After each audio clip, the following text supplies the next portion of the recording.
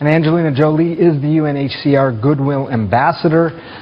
Thanks so much for joining us. I'm so glad you're over in Pakistan, Angelina. You bring so much awareness to what's happening there. Why do you think people haven't paid as much attention to what's happening in Pakistan? Well, I think it's complicated. I'm here with UNHCR, and they've been in this country for 32 years, and I've been here 4 times, and there's been 4 different reasons to come. There's one crisis after another. They've pretty much confronted every different type of disaster. I think that's one of the reasons. I think people have a fatigue in general when it comes to disaster relief.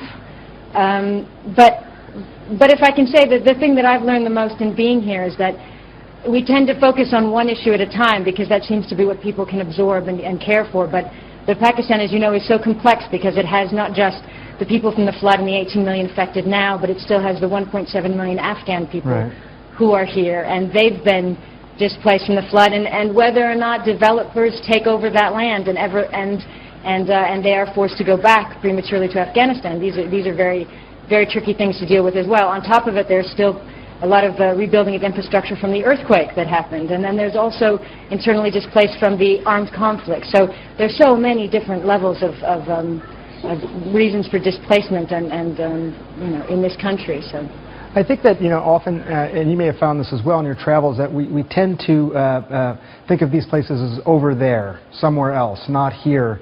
But when you go, and I was there as well, I mean, you meet people. There are real faces and stories behind these crazy high numbers. Raymond and Zainul Gul are 2 people that you met. Tell me about them. How did you meet them? What did they tell you? The older couple? I'm sorry, I didn't hear you. The couple that I met? Yeah, you met Raymond and Zainul Gul, I believe. Their house was devastated by the flood. Yes. What did they tell you? What did you learn from them? We met.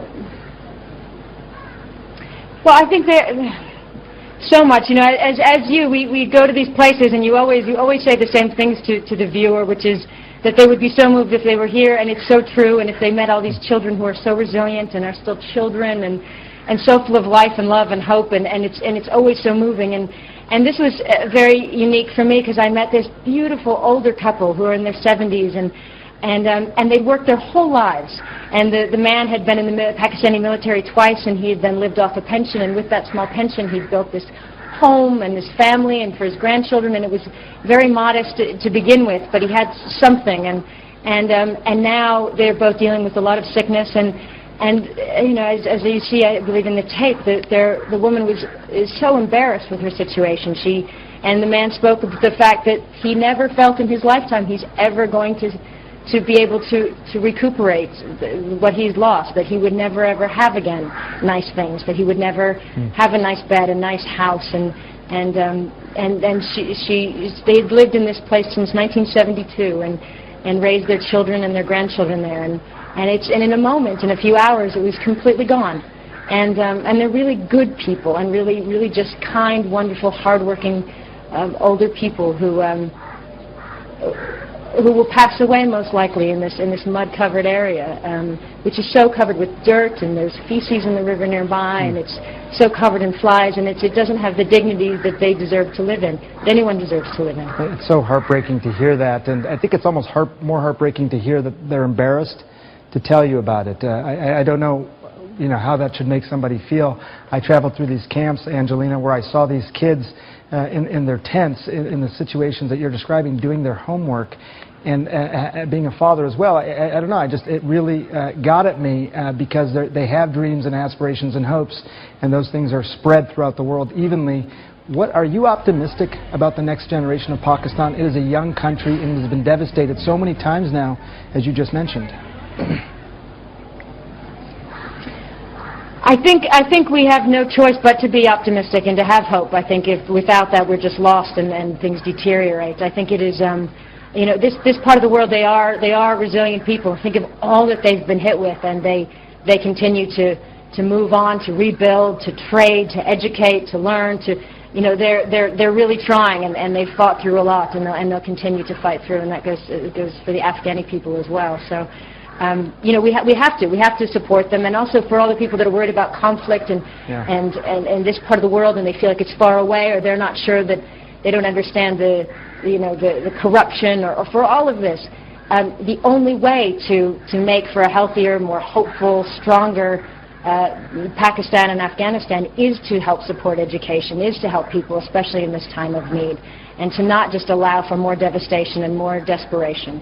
One thing that is worth pointing out as well, you're there right now, I just returned from there. This is ongoing. I think a lot of the reports would have you believe that this is somewhat over, but the way, you know, the flooding continues in some of the parts of the south where I was most recently, there are places still being displaced.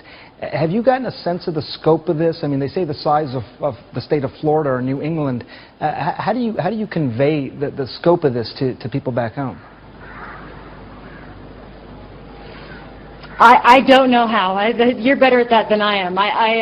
You know, I'll say this, that I heard about it and I thought I'm gonna see a lot of wet areas and tents and people that are, and what I saw was, if people can think about New Orleans and the scale of that and how devastating that is, and how there was so much before you could even rebuild, to clean up.